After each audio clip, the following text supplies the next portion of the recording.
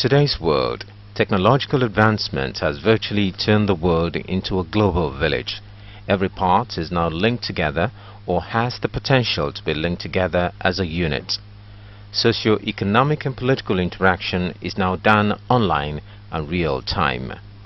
The major driving force behind this revolution is the computer. Since its advent, the world has not witnessed such an enormous advancement at such a speed with less stress. The potentials of this electronic box are now called personal computers, PC, or its smaller adaptations like laptops is virtually limitless. Computer is a major factor in the evolution of information communication technology, ICT. Virtually every aspect of human activities is now driven by technology with numerous advantages that was hitherto considered impossible. For a long time, before other states or cities in Nigeria woke up to the consciousness of deploying technology to run their activities, Lagos, now an emerging model mega-city state, had deployed technology to drive governance. This informed the creation of the Ministry of Science and Technology. It starts with a vision that you are dealing with enormous amount of people. Now, if you look at the population of Lagos, don't believe what NPC says, that is 9 point something. So if you look at, say, 15, what is the number of civil servants? Remember, government uses civil service to do projects, to service. So people in lands, people in motor vehicle administration, information, those are the people that you use, right? Now look at the ratio. So let's say we are all about 57,000 civil servants to the ratio of 15 million. So what does that mean? It means that you need help in order to get that done. So the only way that you can actually utilize that little number of people to service that huge number of citizens is to improve on IT. The introduction of the global computerization project in 2000 marked the beginning of an eventful journey into the world of electronics, e-service. Since then, the Lagos State government has invested quite a lot in the provision of most modern ICT infrastructure to host its services. The first of these is Ajegunle Bola Ahmed Tinubu Abbat Center, located within the Secretariat Complex, Alausa. Abbat Center is like the data center. So all the data that everybody uses, the Oracle database, electronic document management database, GIS database, hospital management, Lagos State educational management, all the server must reside in a particular place. And the reason is this. Abbat Center has 24/7 electricity. So we have about 3 generators. So if NEPA go or PACN goes, another generator will take place. And then as that one is winding, because our data cannot just shut down ungracefully. So you make sure that, because the moment you shut down a server, just like that, boom, without going through the normal process, you can lose data. And then the problem is you might also lose what we call services. There are services that runs on system that you don't know ahead of time. Therefore, we prevent that. That's why we centralize our data center, so that you can back it up, you can provide power, you can do all your maintenance. Since 2007, Governor Babatunde Raji Fashola's administration has consolidated on the gains of global computerization program. It upgraded and spread the electronic infrastructure base of the state to integrate all government activities into a unit and improve governance. The SAN servers acquired by the state in 2001 to host its state-of-the-art Oracle financial modules and databases have since been replaced with new and sophisticated ones. But there's also something that we call the network control center. So that's not in Abbat Center, for example. So your network control center is where all this cabling that you're talking about, the gateway, because before you can go to the internet, there must be a gateway. So a gateway is where you put all your resources, that if people want to attack our system, it's the gateway that prevents it. It's like the major door, like the vault in the bank or something. So we have that inside this building. It's called the network control center. So we have those two servers. So as we are changing servers in data center, we are also changing switches in those, because things get old. we are expanding. Before, we can have a switch that has outlet for 48 points. But the truth is, in Ministry of Finance, we give them more PCs. It must go to that switch so that it's recognized on the network. So instead of 48, maybe we now need a 96. So we are also changing that. We are also changing the servers. The reason is, some of these servers have lifespan. They can work for, we just changed our Oracle servers. They are Sun Spark servers, and they are very efficient, but we realize that they are getting old. And like everything in life, when it gets old, the best thing is don't let it die. Just change it ahead of time. So we've had plans. We know all our servers. We know when to change ABC. We change it. So although we don't take it out of, we don't decommission them. So we can use it now as test. We can use it for training and so on and so forth. We don't literally throw them away. We use them for something, but our enterprise environment must be state of the art. With the new technology, the state's capability to expand the frontiers of opportunities for Lagosians and respond to demands for more information from the government has been boosted. The state website has also been upgraded to web portal status with more facilities. Lagos State government has been trying to bridge the information gap within the state, and we've been touching up on all our equipment, facilities, software and hardware. And when you consider the size of information that we manage within Lagos State, look at the number of ministries, agencies, parastatals that have to come with information together to form the website. The management had been a challenge for some time, and pulling information from different agencies and ministries had been a very big challenge. And turning to the portal status gave us the opportunity to allow the collection and the gathering of information on the fly and just make them available on the internet without wasting a lot of time. And that means we have been able to reduce the time within getting our information and making them available to the public.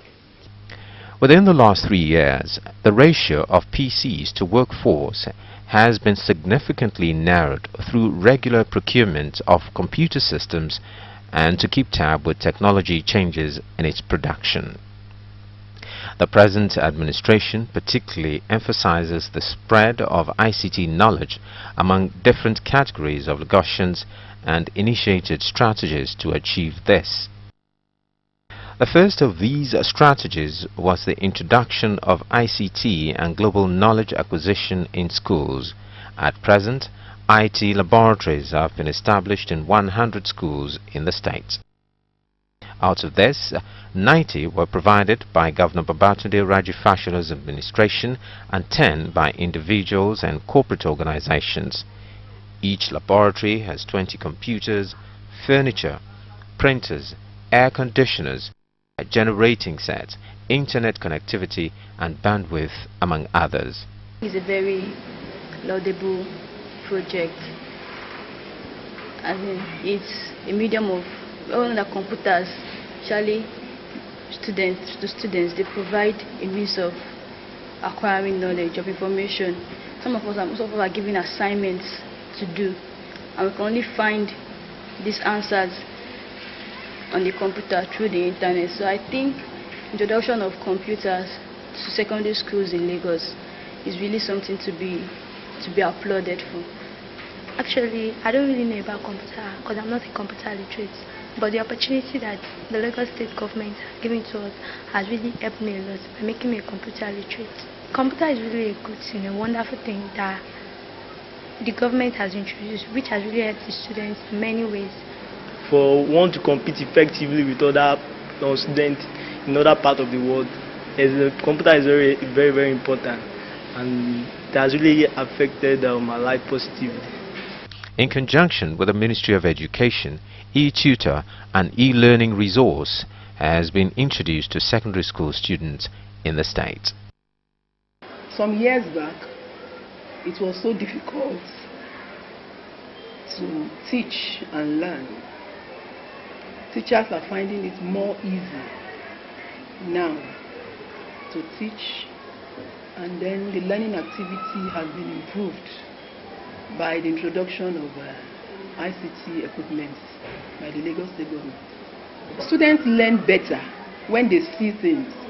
Before, teaching was just done orally, but now they can see, they can capture these things with the use of ICT. And so the learning activity has improved because they see what they learn. Even when they forget, they remember what the vision had been in the time past. And then from then, they are able to learn better. It's an opportunity we're waiting for.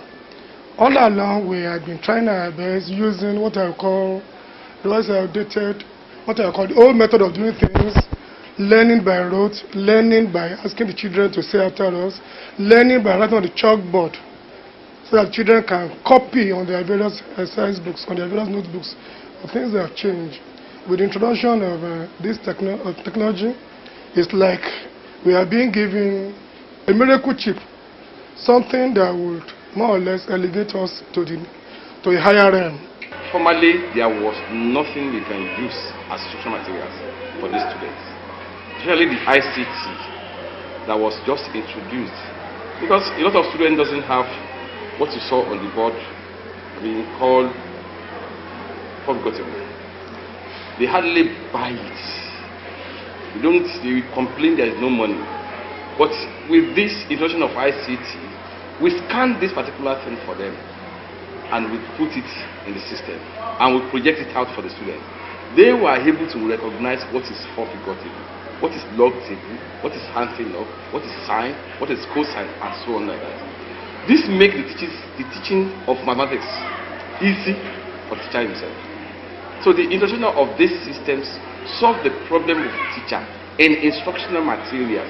The establishment of Ikeja Digital Village, Alausa, is yet another strategy.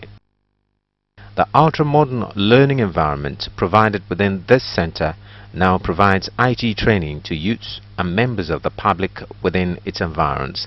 It has video conferencing facilities, 200 computer systems, fully networked 5 servers, and a standby generator. Our initial design of Data Village was actually to sort of commercialize it, give it to people to run and so on.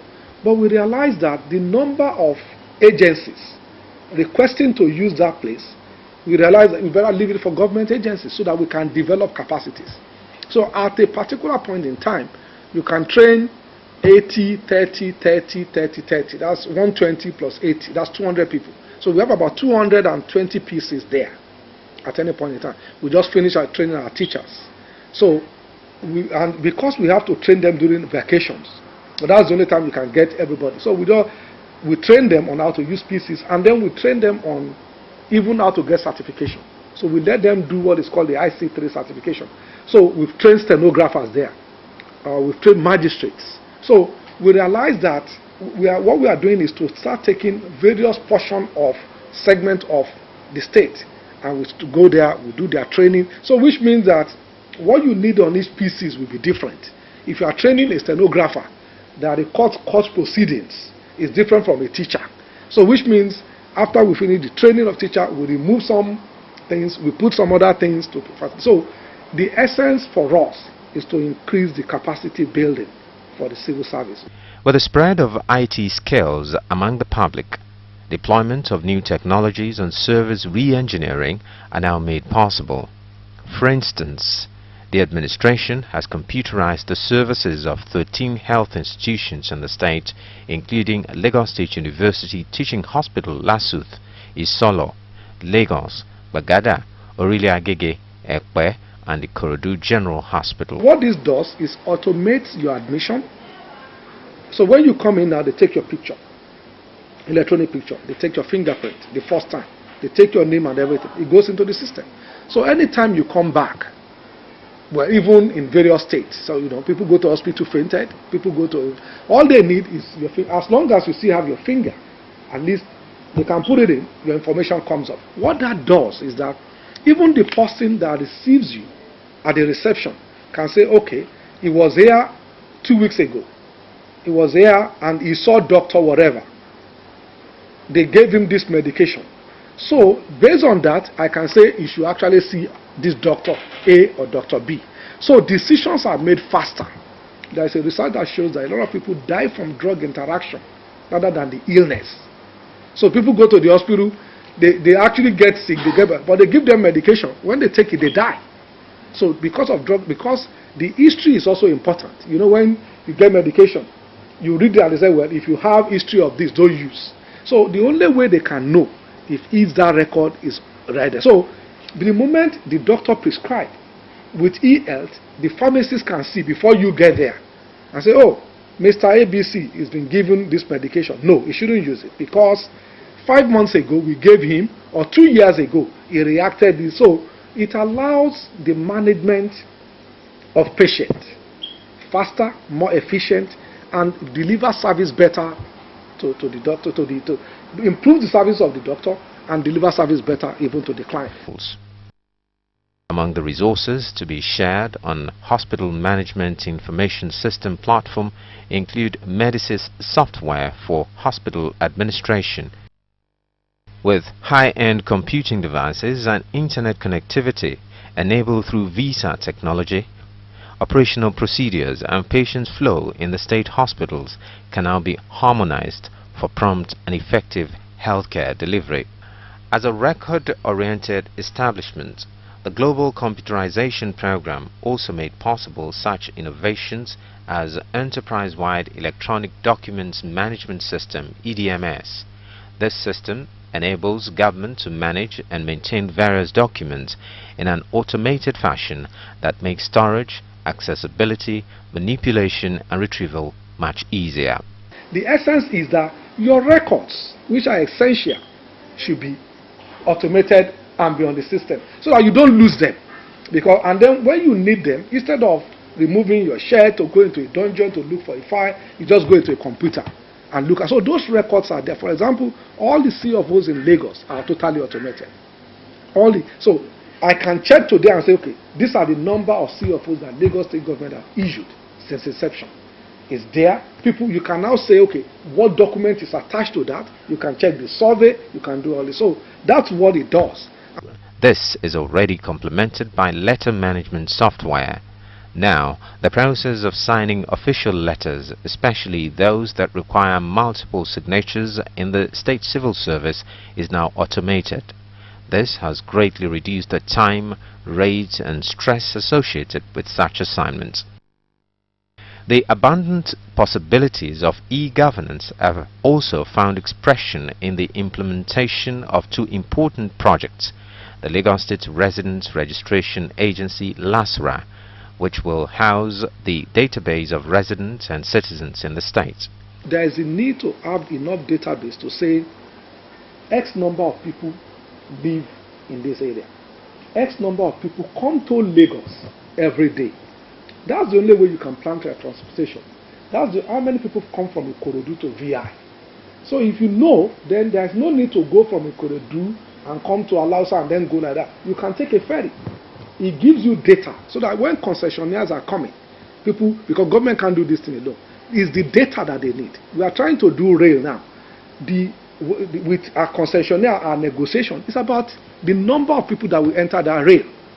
That's the only thing that you can use there, because if it's empty, then who wants to come and invest? So we need this data now. What we are doing is that there is a bill in the House of Assembly that needs to be passed. The bill has not been passed. When the bill is passed, we will go live. However, because we must be ready, that's why we piloted with our people internally. The other is the Geographical Information System (GIS), employed to acquire, store, process and disseminate the state's geospatial information. In the rural areas, the desire of Governor Babatunde Raji Fashola's administration to improve the quality of lives made it tap solar technology to provide power.